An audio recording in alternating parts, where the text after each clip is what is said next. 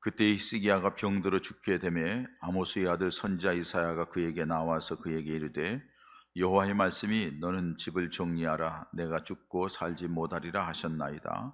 히스기야가 낯을 병으로 향하고 여호와께 기도하여 이르되 여호와여 구하오니 내가 진실과 전심으로 주 앞에 행하며 주께서 보시기에 선하게 행한 것을 기억하옵소서 하고 히스기야가 심히 통곡하더라.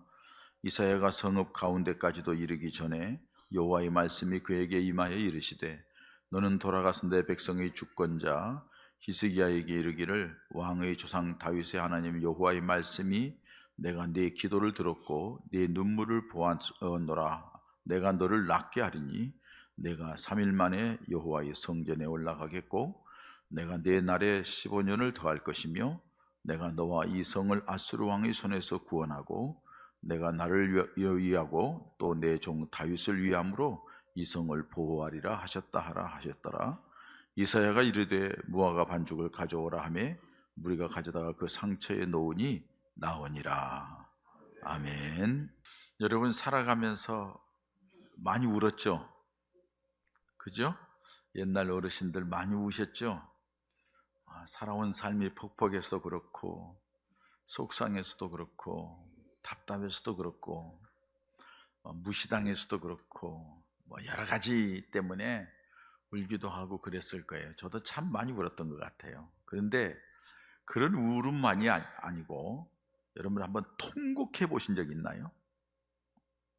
막 꺼이 하면서 어쩔 줄 몰라서 막 이게 복받쳐서 막 엉엉 울면서 통곡해 보신 적은 있나요? 별로 없는 것 같아.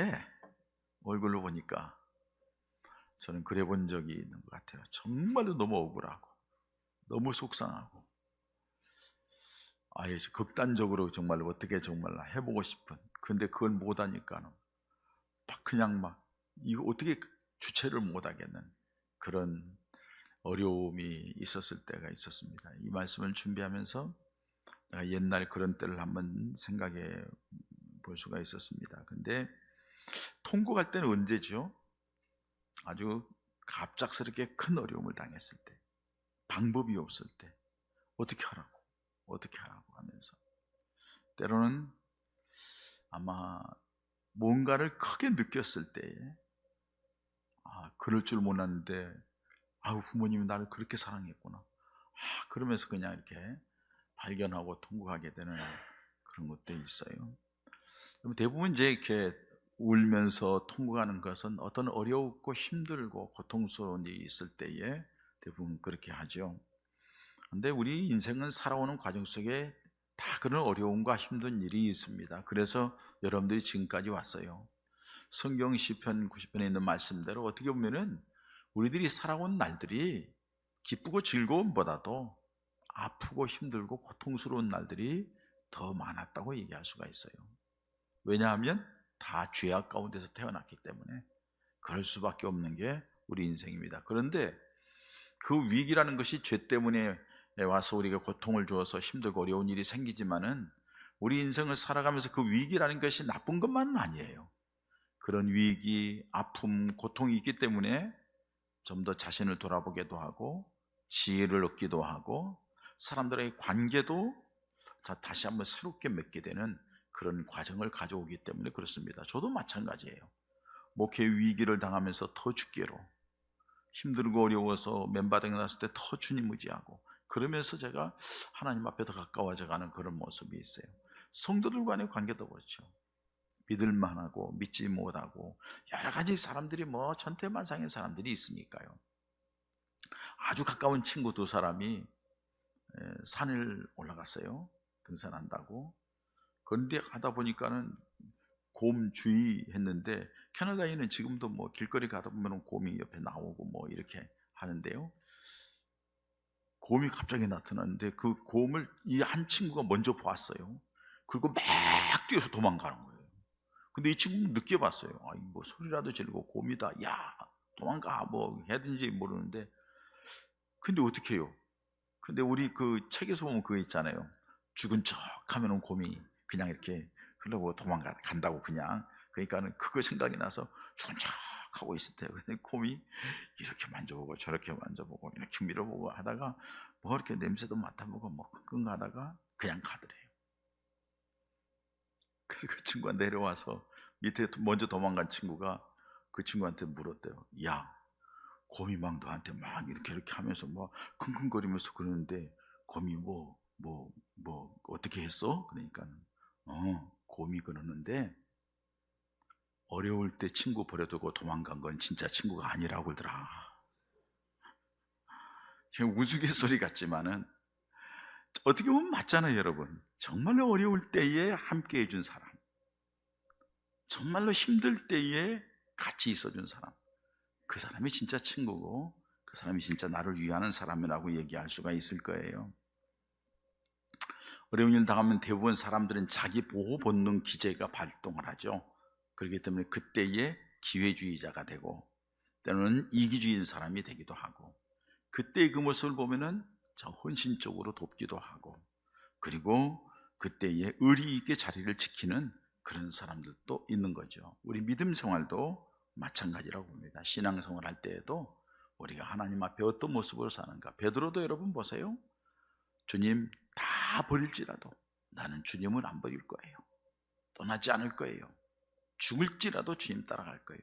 그랬지만은 막상 로마 군병 앞에 끌려가는 예수님을 보면서 너도 한 배지 하니까 아유 아니라고 하면서 3번씩이나 예수님을 부인하게 되잖아요.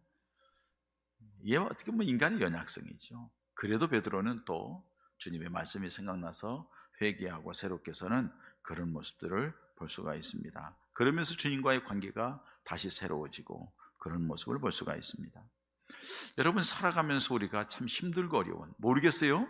이 말씀을 왜 자꾸 내 마음속에 주셔서 이 말씀을 여러분들과 나누게 되는지. 우리 교인들 이제 대신방 중에 있으니까 쫙 돌아보면은 정말 힘드시구나, 정말 어려우시구나 하는 분이 있을지 모르겠어요. 아직은 제가 모르니까. 근데 이 말씀 속에서 여러분들 혹시나 여러분들이 이 말씀을 듣고 여러분들 가운데서 정말로 통곡하고 싶은 그 아픔, 그 슬픔, 그 힘듦, 그 가운데에서 오늘 이 말씀이 여러분들에게 해결의 빛을 보여주는 은혜가 있기를 축복합니다. 아무 일 없어요. 별로 문제가 없는 것 같은데 지금 우리 교인들. 그런데 무슨 일이 앞으로 당하든지 오늘 이 말씀이 여러분들이 어떤 일을 당하든지 간에 그 자리에서 이 말씀이 생각나고 이 말씀대로 했더니 하나님의 놀라운 함께 하시는 증거들이 보여지는 은혜가 있기를 축복합니다. 오늘 본문 말씀에 보면은 히스기야 왕에게 일어난 일이죠. 히스기야 왕에게 닥친 위기가 무엇입니까? 오늘 성경 말씀에 보면은 1절에 그때 히스기야가 병들어 죽게 되매 이렇게 말씀하셔요. 여러분, 히스기야 왕이 어떤 병인지는 나타나지 않아요. 그러나 죽을 병에 걸린 것은 틀림없어요. 왕으로서 궁중의 최고 의원도 손쓸 수도 없고, 왕이기 때문에 명령 한마디만 하면은 최고의 의수를 가진 권위자가 올 수도 있고, 신하들에게 명령 한마디만 하면은 최고의 값진 또 만병통치하러 갈 수 있는 그 약을 가지고서 왕을 치료할 수도 있을지도 모르겠어요. 그런데 아무것도 할 수 없는 상황이라는 거예요.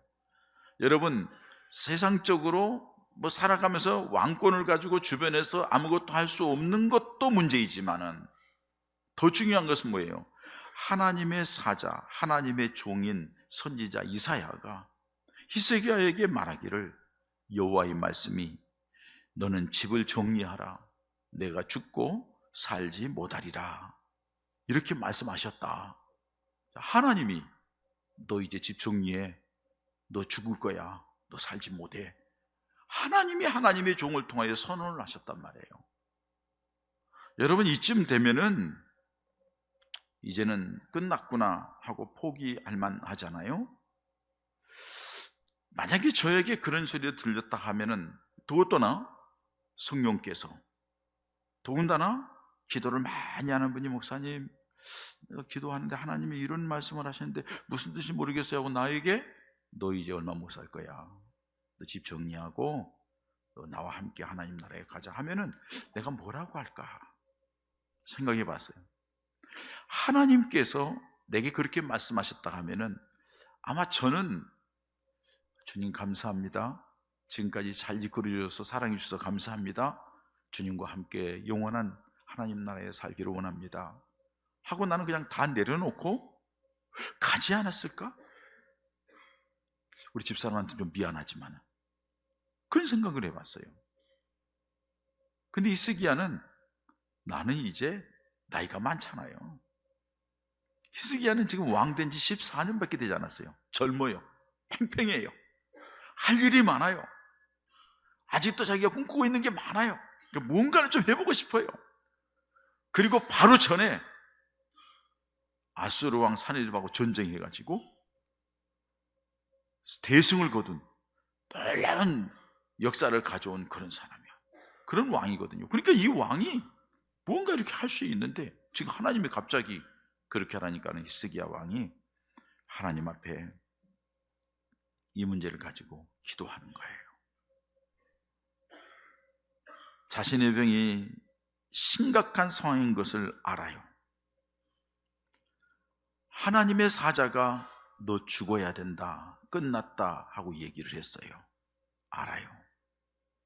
그런데 히스기야 왕은 그 말을 듣고서 자기 자신이 다른 게 하는 게 아니라 하나님을 향하여서 기도하는 모습을 오늘 성경에서 말씀하고 있습니다. 하나님이 선포했는데도 하나님을 향하여 기도하는 거예요. 하나님이 끝났다고 하는데도 하나님을 향하여 기도하는 거예요. 이게 히스기야의 특징이에요. 하나님이 안 된다, 너 이제 끝이야 했는데도 하나님 앞에 붙들고 기도하는 것을 볼 수가 있습니다. 여러분, 히스기야의 기도가 어떤 기도를 했나요? 오늘 성경에 보니까는 히스기야의 기도할 때에 참 기도하는 자세가 아주 하나님의 마음을 움직일 만한 자세였다는 거죠. 우리가 여러분 어떤 일을 하면은요, 어떤 일을 할 때 외적인 것, 그게 뭘 중요해? 내면이 중요하지. 맞아요. 근데 여러분, 내면에 있는 것이 외적으로 표현되는 거예요. 자, 내 마음 속에 누군가를 존경하는 마음이 있어요. 누군가를 정말로 존경하고 그분에게 감사하고 그분을 귀하게 여기고 사랑하는 마음이 있어요. 그러면은 말도 행동도 존경하는 모습으로 나타나게 돼 있는 거예요. 그렇잖아요. 그런데 내 마음속에 누군가를 무시해요. 멸시해요. 좋지 않게 생각해요. 그러면은 은연중에 얼굴에, 말에, 행동에 나타나게 돼 있어요. 그래서 뭐라고 그래요?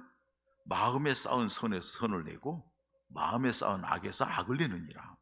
그러니까 내부에 쌓인 것이 겉으로 나타나는 거예요. 믿음도 마찬가지입니다, 여러분. 위기 속에서 믿음이 있는 사람은 믿음의 행동을 하는 거예요. 믿음이 없는 사람은 인간적인 세상적인 방법으로 행동을 하는 거예요. 그럴 수밖에 없는 거예요. 왜? 내면에 있는 게 그 정도니까. 그러니까 내면에 있는 것이 겉으로 나타난다는 거예요.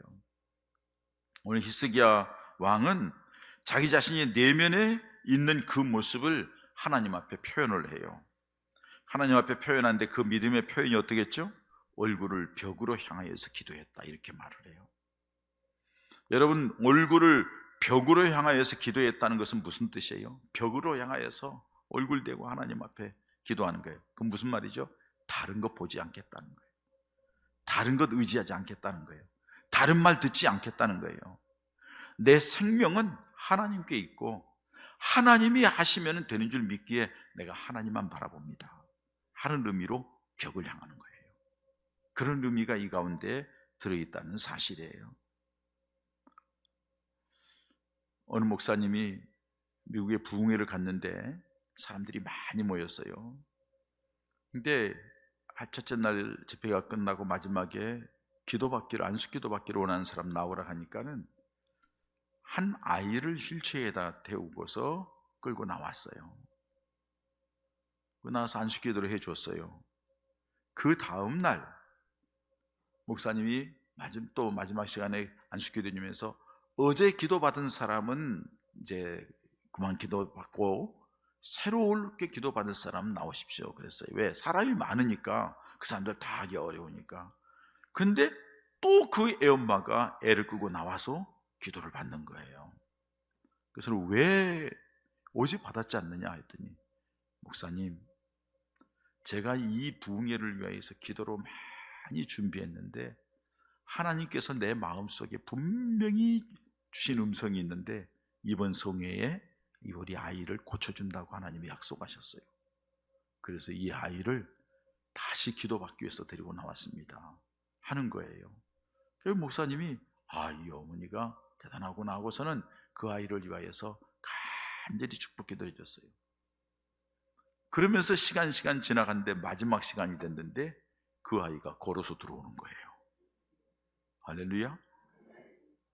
이 어머니의 믿음이, 어머니의 기도가, 어머니가 하나님만 바라보면서 다른 것 다 못해. 태어날 때부터 내성마비야. 방법이 없어. 길이 없어. 그러나 하나님이 하시면 된다. 하나님이 하신다고 약속했다. 하나님께 맡기고 나간다 했더니 하나님께서 놀라웠게 역사하셨다는 얘기를 그 목사님을 통해 들으면서 소름이 돋더라고요. 그렇지, 하나님이 하시면 되지. 여러분 성경 보세요. 12년 동안 혈루병 앓던 여인이 돈이 많았나 봐요. 이 병원 저 병원 다니면서 돈 다 썼어요. 이제는 돈도 없어. 병원 갈 수도 없어요. 방법이 없어요. 그렇다고 해서 이렇게 끝나냐? 도저히 안 되겠다는 거죠. 그 얘기를 들어보니까는 예수님은 병을 고치신대요. 그러니까 수많은 사람들이 모여 있는데 뒤집어 쓰고 예수님을 향하여 걸어가는 거예요. 12년 동안 하혈을 하고 힘들고 지쳐 있는 여인이 조금씩 걸어가는 거예요. 예수님을. 왜? 예수님을 만나야 산다. 저분이 아니면 난 죽는다. 가서 마지막에 예수님이 옷자락만 만져도 내가 나을 거라고 옷자락을 만졌더니 그 믿음대로 혈루의 근원이 마른 거예요. 주님이 누가 내 옷에 손을 댔느냐? 주님, 여기 사람이 너무 많아서 밀치고 밀고 하기 때문에 옷 닿을 수도 있지 왜 그렇습니까? 뭘 그렇습니까? 제자들이 그렇게 했을 때 아니, 목적을 가지고 손을 댄 사람이 있다는 거예요. 여러분, 그 제가 전에도 말씀드렸지만은 그 손을 댔다는 그 댔다는 단어가 헬라어로 하프토라고 하는 단어예요. 근데 그 하프토라는 뜻이 뭐냐면요, 비끄러 매다는 뜻이에요. 젖붙이기 할 때에 나무를 가운데 가지 사이에다 끼고서 뺑뺑뺑 붙들어 맨 것처럼 그런 의미가 있는 단어예요. 내 인생은 주님께 빗들어 매지 않으면, 주님께 붙들리지 않으면, 주님이 잡아주지 않으면 안 된다는 고백으로 주님 바라보았더니 하나님의 역사하신 거죠. 마태복음 15장 말씀에 가서도 사랑하는 딸이 귀신 들려서 그냥 만신창이가 됐어요. 이 딸을 보면 엄마가 너무나도 힘들고 가슴 아파요. 방법이 없어요. 예수님 앞에 가잖아요. 주님, 우리 딸이 귀신 들려서 지금 이렇습니다. 고쳐주십시오. 예수님이 뭐라고 그래요? 나는 이스라엘 백성이 잃어버린 자를 위하여서 왔지 이방인을 위하여 오지 않았다. 자녀의 떡을 취하여서 개에게 던짐이 마땅치 않다 하고 얘기할 때 이 엄마가 뭐라 하나요? 주여 옳습니다. 그러나 개도 주인의 밥상에서 떨어지는 부스러기 먹지 않습니까? 자기를 개라도 좋다는 거예요. 개 취급해도 좋다는 거예요. 우리 딸을 위해 살아가면은. 그리고서 그 부스러기라도 달라고 그러는 거예요. 예수님께서 내가 이만한 믿음을 보지 못했다. 가나안 여인이에요. 이방 여인이에요. 그렇게 주님을 바라봤을 때 주께서 그 시로 그 딸을 내 딸이 낳았느니라. 딸이 낳은 거예요. 여러분, 주님의 능력이 없는 게 아닙니다. 어떤 분이 예수님이 십자가에 죽었다가 3일 만에 부활하셨대. 죽은 자가 어떻게 살아나? 말도 안 되는 소리 하지 마. 믿을 수가 없어요. 하나님이 어떤 분이기에 성경을 읽는데 창세기 1장 1절 읽다가 꼭 고려졌다는 거 아니에요. 창세기 1장 1절이 뭐죠? 태초에 하나님이 천지를 창조하시니라. 태초에 하나님이 천지를 창조하시는 말, 그 말씀을 딱 보는 순간 그 자리에서 무릎 꿇은 거예요. 이 세상을 다 만드신 분이 하나님이라고 하면 죽은 자가 살아나는 거 문제도 아니지. 세상의 모든 것이 주권자이신데, 모든 것이 있으라고 하니까 있었는데, 죽은 자 살리는 것은 그거는 그분이 알아서 할 일이지. 그리고 믿었다는 얘기예요. 문제는 여러분 뭐예요? 우리들이 믿음이에요. 문제는 우리가 주님 앞에 어떻게 나아가느냐는 거예요. 여러분들 기도를 오랫동안 했는데 응답이 없다고요? 여러분들 히스기야처럼 그렇게 기도해 보셨나요? 얼굴을 벽으로 향하여서 나는 주님밖에 없습니다. 나는 주님만을 바라봅니다. 내 인생은 주님께 달렸습니다. 모든 것을 주님께 맡깁니다. 내 인생을 주님께 붙들어 맵니다. 다 드립니다. 해보셨느냐고요? 주님이 히스기야에게도 역사했던 것처럼 우리에게도 분명히 역사하게 될 줄 믿습니다. 또 한 가지는 벽을 향하여서 기도했다는 것은 그 벽 너머에 예루살렘 성전이 있었던 거예요. 성전에 갈 수가 없어요. 그러니까 오늘 여러분 본문 말씀에 하나님께서 그 이사야를 통해 치료해 준 뒤에 뭐라고 그랬어요? 5절 맨 마지막에 내가 3일 만에 여호와의 성전에 올라가겠고, 성전에 올라가고 싶어도 못 올라가는 거예요. 못 올라갈 형편이 된 거예요. 방법이 없어요. 그러니까는 성전을 향하여서 하나님 앞에 간절히 기도하는 기도의 모습을 볼 수 있습니다. 여러분 역대하 6장에 보면은 솔로몬이 성전을 짓습니다. 그리고 성전을 짓고 나서 하나님 앞에 봉헌식을 합니다. 그 봉헌식을 할 때에 솔로몬이 성전을 위하여서 기도를 합니다. 하나님, 이전에 와서 기도하는 자들은 기도를 응답해 주시고, 여러 가지 문제를 가지고 어떤 국가적인 문제, 상황적인 문제를 가지고 와서 이전에 와서 기도하면은 하나님이 들으시고 응답해 주시옵소서. 그런데 두 부류에 대해서는 이렇게 기도합니다. 이방 사람은 성전에 들어올 수 없잖아요. 이방 사람이 성전을 향하여 기도할 때에 하나님이 들어주시옵소서. 이스라엘 백성들이 범죄해서 하나님의 징계를 받아서 저 외부의 나라에 포로로 잡혀가고 종살이할 때도 그곳에서 예루살렘 이 성전을 향하여 기도할 때도 하나님이 들어주시옵소서 하고 기도하는 거예요. 히스기야는 솔로몬의 그 기도를 알고 있었는 것 같아요. 그래서 자기가 성전에 갈 수 없는 상황이니까는 저 이 벽을 향하여서 저 벽 너머에 있는 성전을 향하여 바라보면서 하나님, 나 살려주세요. 하나님, 나 고쳐주세요. 하나님, 나 살게 해주세요 하고 하나님 앞에 간절히 기도했다는 사실이에요. 하나님께서 그 기도를 들으셨다는 거죠. 요새 근간에 여러분들에게 여러 번 제가 말씀드린 적이 있어요. 교회에 대해서 말씀드렸어요. 우리 교회가, 제가 개척을 했어요. 사택마루에서부터 시작했어요. 어려움 당해서 맨바닥에 나왔는데 처남이 2천만 원, 교회 지으라는 게 아니에요? 너희 들어갈 집이 없잖아. 들어갈 집에 가서 주택이라도 전세라도 가야지 해가지고서는 2천만 원 보내줬는데, 목사가 주일날 되니까는 예배 드려야 되니까는 아침에 주일날 예배 드리기 시작했어요. 그게 지금까지 발전해서 여기까지 온 거예요. 모든 과정을 보면은요, 교회를 지하로 가고 뭐 여기 사고 또 땅 사고 짓고 하면서 모든 과정을 보면은요, 하나부터 열까지 하나님이 개입하지 않은 적이 없어요. 여러분, 제가 똑똑해서가 아니에요. 제가 능력이 있어서가 아니에요. 제가 재주 많아서가 아니에요. 다 하나님께서 생각나게 하시고 가면 그 일을 만들어 주시고 하면서 지금까지 왔어요. 그러니까 모든 것이 하나님이 했어요. 거기서 제가 고백할 수 있는 것은 이 교회의 주인은 주님이시라는 거예요. 주님이 세우셨고 주님이 이끌어오셨고 주님이 주인이세요. 그렇다 하면은 이 교회 안에는 항상 우리 주님이 계신다는 거예요. 여러분, 이 교회에 와서 예배드리는 여러분들, 이 시간 주님이 여러분들 보고 계십니다. 우리와 함께 하십니다. 여러분들이 쓸쓸하게 와서 힘들게 고통스러워서 여기 와서 눈물을 훌쩍거리면서 기도하면 하나님이 다 들으신 줄 믿습니다. 할렐루야. 여러분, 이 교회에서 되어지는 모든, 그러니까 여러분들이 힘들고 어려우면은 어디 가? 교회를 오는 거예요. 우리 교회에 등록하신 권사님이 다른 데 다니다가 우리 교회 왔는데 우리 교회에 있는 줄은 몰랐대. 근데 그 정리가 되고 앞에 나무가 다 정리하고 우민이 들어서 가니까 저쪽에서 우리 교회 십자가가 보이더래. 여기 교회가 있었네. 자기 집에서 보니까 십자가가 보이더래. 병원에 있던 분들이, 더 필립 병원에 있던 분들이 가서 신방 가서 보면은 목사님 여기에 있을 때마다 얼마나 위로가 되는지 몰라요. 왜? 딱 창문으로 보면 우리 교회 십자가가 보인대. 위로가 된다는 거예요. 저희 집에 새로 이사 간 데 가서 제 방에서 거실에서 딱 앉아서 바깥을 내다보면은 바로 옆에 교회 십자가가 딱 종탑이 보여, 십자가탑이 보여요. 그게 위로가 되는 거예요. 하나님, 그때마다 주님을 다시 한번 생각하는 거예요. 주님, 맞습니다. 주님이 나와 함께 하시고 주님이 이전의 주인이시고, 이거 저도 그렇게 기도해요. 이곳에 와서 예배할 때마다, 이곳에 와서 기도할 때마다, 이곳을 바라보며 기도하는 자에게 하나님 응답해 달라고.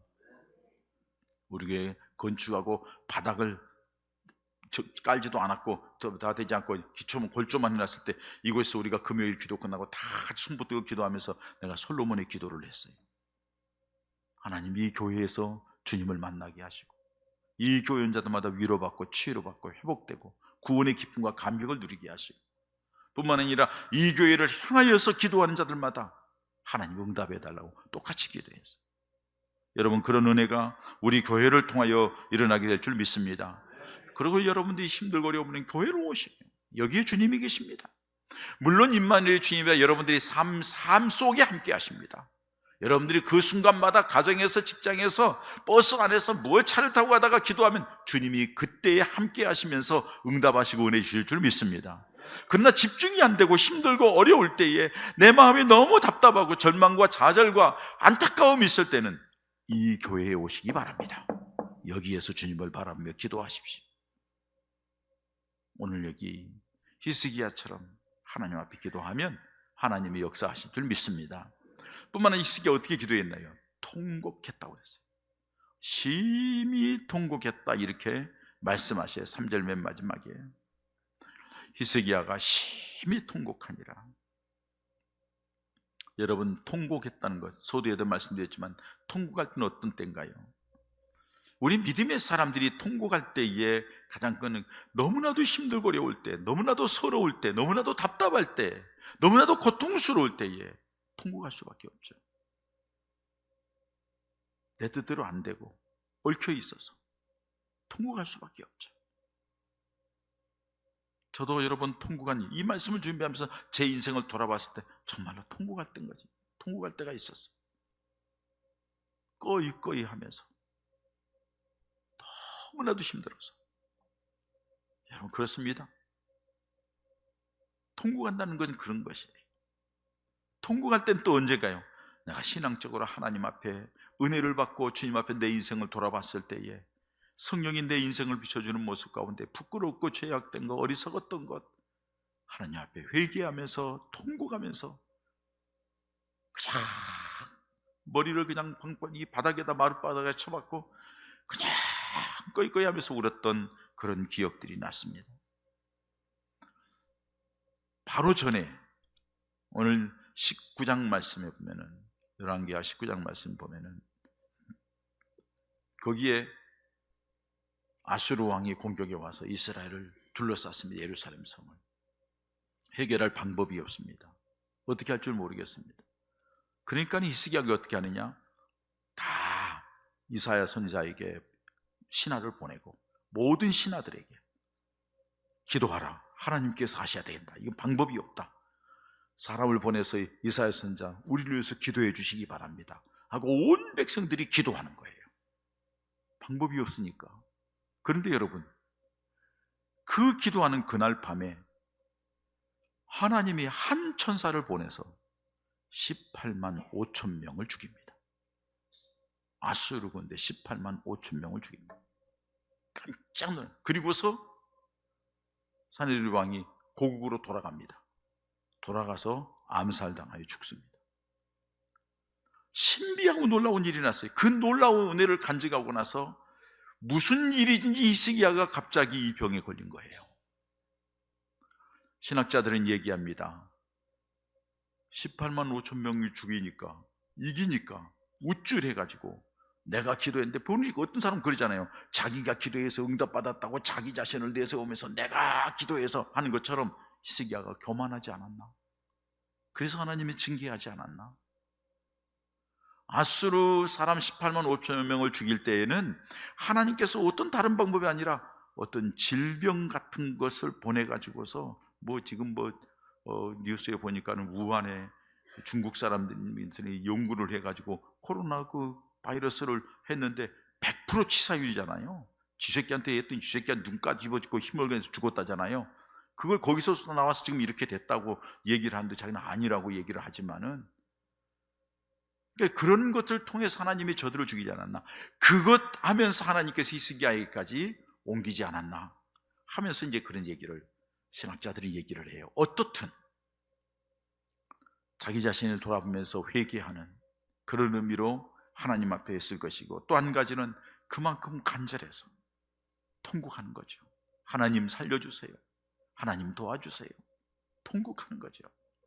그때 하나님께서 놀라우게 역사하셨다는 사실이, 성경에 보면 통곡한 사람들이 있습니다. 다윗도 바세바의 일로, 우리아를 죽인 일로 나단 선지자의 책망을 받고 통곡하죠. 침상이 뜨도록 통곡하면서 하나님 앞에 회개하죠. 예레미야는 눈물이 선지자라고 얘기를 합니다. 아브라함의 첩인 하갈도 아브라함의 아내 사라에게 덤비고 이렇게 하다가 하나님께서 내보내라니까 아이하고 이스마엘하고 둘이 나와가지고 광야에서 죽을 위기가 되니까 아들이 죽어가는 모습을 보니까는 거기에서 통곡을 하죠. 방송대곡을 하죠. 그때 하나님께서 함께 하셔서 물길을 열어주시고 살 길을 주어서 말씀하시기를 내 아들이 이스마엘이 앞으로 큰 민족이 되리라고 위로받고 살게 되는 모습을 볼 수가 있습니다.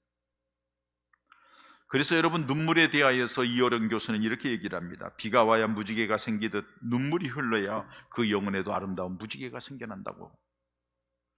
문학가이기 때문에 그렇게 표현했습니다만, 비가 올 때는 힘들고 어렵지만은 비가 끝난 뒤에 무지개가 있는 것처럼 우리도 힘들고 어려워서 눈물을 흘려 하나님 앞에 기도하면은 인생에 아름다운 하나님의 은혜를 베풀어 주시는 은혜의 무지개가 비춰질 수 있다고 말하는 거죠.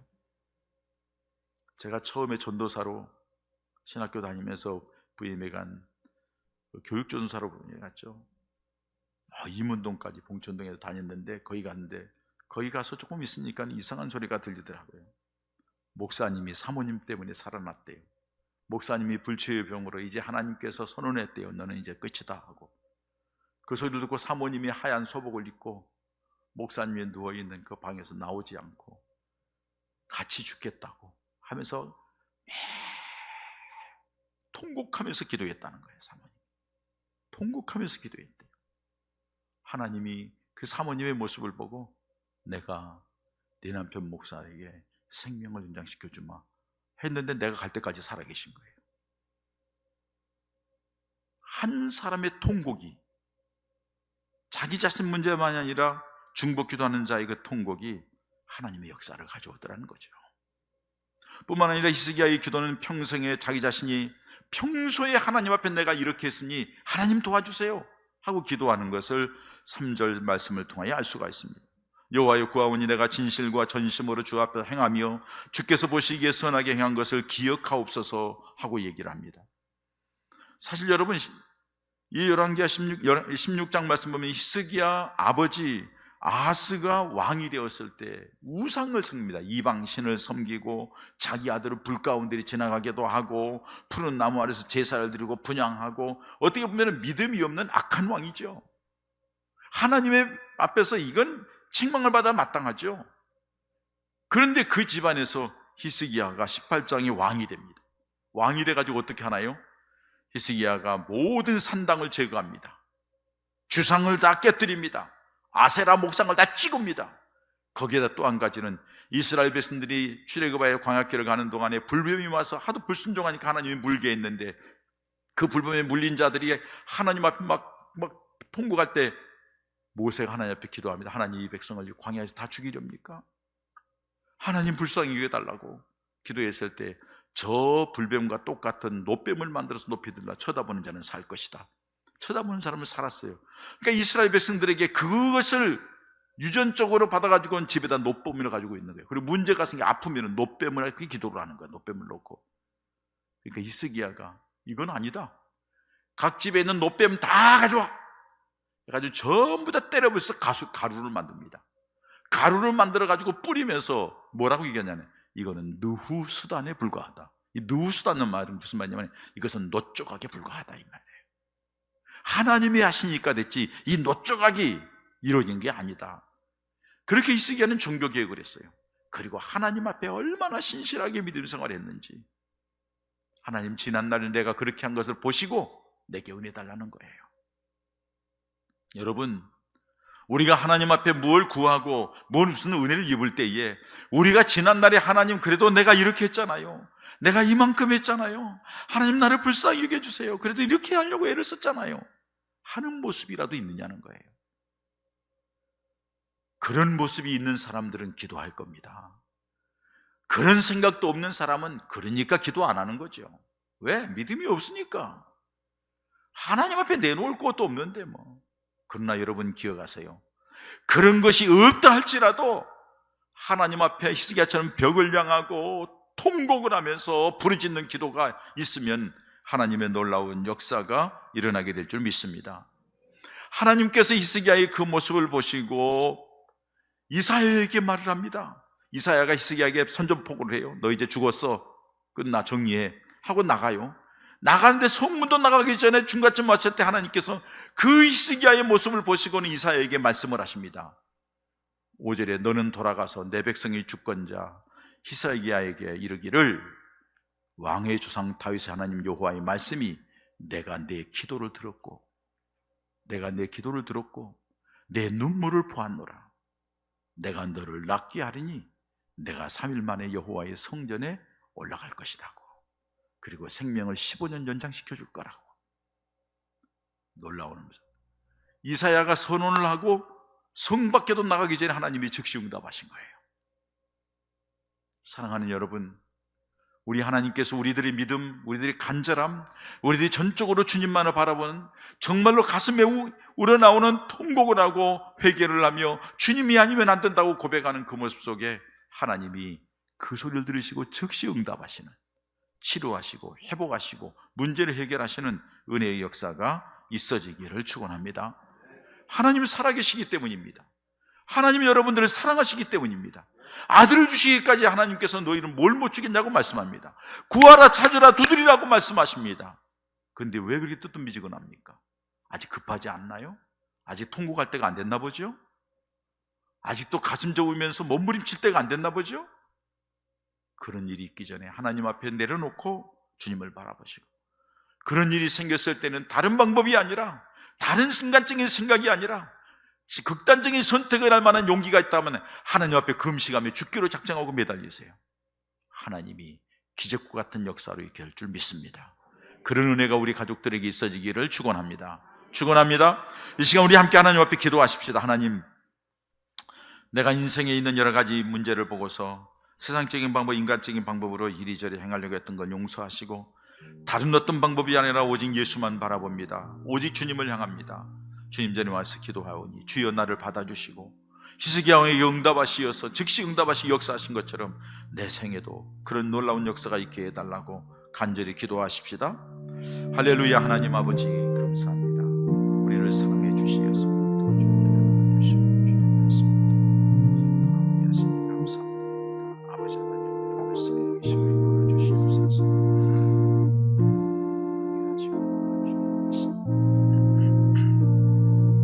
주여 불쌍히 주시옵소서. 주여 주시옵소서. 아버지 하나님 감사합니다. 우리를 하나님의 자녀 삼아주신 것을 감사합니다. 우리에게 믿음 주신 것을 감사함을 드립니다. 오늘 또 아버지 전에 찾아와서 예배하면서 주의 말씀을 통하여서 또 한 가지 희망을 갖게 하시고 꿈을 갖게 하신 것 감사합니다.